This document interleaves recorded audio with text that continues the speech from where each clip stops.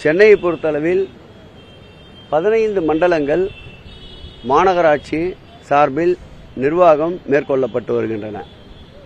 அதில் ஏற்கனவே 11 மண்டபங்கள் பிரைவேட் ஸ்டேஷன் தனியார் தான் தற்பொழுது குப்பை அள்ளுதல் மற்றும் டப்ரீஸ் போன்ற பணிகளை மேற்கொண்டு வருகின்றார்கள்.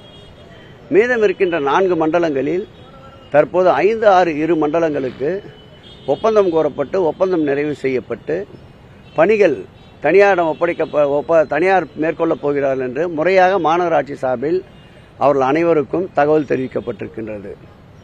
தனியார் இந்த பணிகளை மேற்கொள்ளக்கூடாது என்றும் அதே நேரத்தில் பணியாற்றுபவர் நிரந்தரம் செய்ய வேண்டும் என்ற கோரிக்கை. இதில் வேடிக்கை என்ன என்றால், நீங்கள் குறிப்பிட்ட தாவாவிற்கு கடந்த கால அனுபவம் எதுவும் தெரியாது, என்ன நடந்தது என்றே தெரியாது. அவர்களுக்கு எங்காவது கூட்டமாக கூட்டினாலே அதற்கு உடனடியாக அந்த கருத்துக்கு வலு சேர்க்கின்ற வகையில் அறிக்கை விடுவதுதான் தொடர்ந்து அவருடைய அரசியல் களத்திலே வாடிக்கை.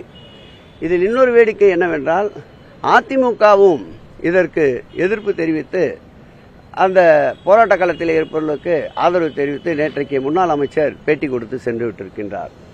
இது எப்படி இருக்கிறது என்றால், ஏற்கனவே 11 மண்டலங்கள் அவர்கள் ஆட்சி காலத்தில் தான் தனியாருக்கு இந்த பணிகளை மேற்கொள்ள உத்தரவு வழங்கப்பட்டது. இதற்கு ஒரு நல்ல பழமொழி தான் நினைவுக்கு வருகிறது. மாமியார் எதை உடைத்தாலும் அது மண்குடம் என்பார்கள், இதே மருமகள் உடைத்தால் அதை பொன்குடம் என்பார்கள். அதேபோல் அவர்களுக்கு வந்தால் அது ரத்தம், மற்றவர்களுக்கு என்றால் அது தக்காளி சட்டினி. இந்த வடிவேலு வசனம் தான் ஞாபகத்துக்கு வருகிறது.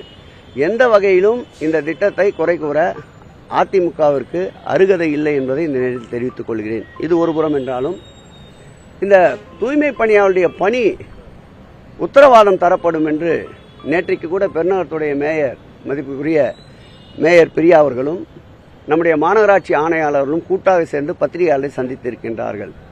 அவர்களுக்கு பிஎஃப், ப்ராவிடென்ட் ஃபண்ட், ஓய்வூதியம் போன்றவையும் பிடித்தம் செய்யப்படும். அவர்களுக்கு ஏற்கனவே வழங்கப்பட்டு வந்த அந்த ஊதியம் குறைக்கப்படாது என்ற உத்தரவாதம் அளிக்கப்பட்டிருக்கின்றது. ஏற்கனவே பணியாற்றியவர்கள் அனைத்து நிலையிலேயும் பணியாற்றியவர் சென்னை மாநகராட்சியின் கீழ் அவர்களுக்கு பணி வழங்கப்படும் என்றும் தெரிவிக்கப்பட்டிருக்கின்றது. ஆகவே அங்கே ஆர்ப்பாட்டத்தில் இருக்கின்ற மக்களை தவறான வழியில் திசை திருப்புவதால் தான் இந்த போராட்டம் தொடர்ந்து கொண்டிருக்கின்றது. இன்னும் 1 நாட்களில் முடிவுக்கு வந்துவிடும். அதேபோல் இந்த போராட்டத்தால் தேங்குகின்ற குப்பைகளை அகற்றுவதற்கு நேற்றைக்கு முதலமைச்சர் அவருடைய உத்தரவின் பேரில் இந்த பணிகளை மாற்று வழியில் இந்த பணியாளர்கள் மீண்டும் பணிக்கு திரும்பும் வரையில் தற்காலிகமாக மாற்று வழி ஒன்றை ஏற்படுத்தி குப்பைகள் இல்லாத இந்த ஜோன் மண்டலம் 5-6 குப்பைகள் தேங்கா வண்ணம் பார்த்துக் கொள்வதற்கும் மாண்புமிகு தமிழக முதல்வர் உத்தரவிட்டிருக்கின்றார். அந்த வகையில் இன்றையிலிருந்து தேங்கி கிடக்கின்ற குப்பைகள் அனைத்தையும் அகற்றுகின்ற பணி தொடங்கப்பட்டிருக்கிறது. நிச்சயமாக அவர்கள் சந்திக்க விரும்பினால் இன்றைக்கே கூட நம்முடைய பெருநகரத்துடைய மேயர் அவர்களும் அதேபோல் மாநகராட்சி ஆணையாளர் அவர்களும் அந்த பகுதியுடைய மாவட்ட அமைச்சர் என்ற முறையில் நானும் அவர்கள் ஒரு குழுவாக வந்தால் சந்திப்பதற்கு அரசின் தரப்பில் இருக்கின்ற நியாயத்தை எடுத்து கூறுவதற்கு நிச்சயமாக முதலமைச்சர் அனுமதிப்பார். ஆகவே தாராளமாக கதவுகள் திறந்து இருக்கிறது, சந்திக்கலாம்.